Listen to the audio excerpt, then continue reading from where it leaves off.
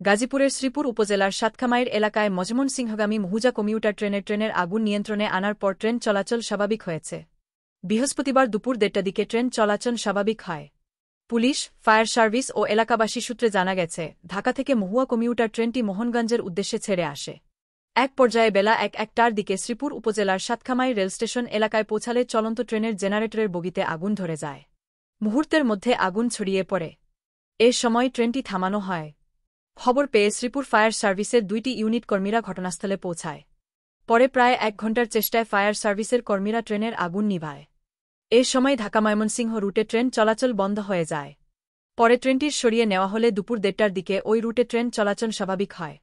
Joydebpur railway junction police ফাঁড়ির in charge উপপরিদর্শক SI Nadiruzzaman জানান, চলন্ত ট্রেনে আগুন লাগলে ট্রেনটি থামানো হয়। এ সময় ঢাকা ময়মনসিংহ রুটে ট্রেন চলাচল বন্ধ থাকে। খবর পেয়ে ফায়ার সার্ভিসের কর্মীরা আগুন নেভায়। পরে ট্রেনটি সরিয়ে নেওয়া হলে দুপুর ১:৩০টার দিকে ট্রেন চলাচল স্বাভাবিক হয়। শ্রীপুর ফায়ার সার্ভিস এর ওয়্যারহাউস ইন্সপেক্টর মো. বেলাল আহমেদ জানান, প্রায় ১ ঘণ্টার চেষ্টায় ট্রেনের আগুন পুরোপুরিভাবে নেভানো হয়।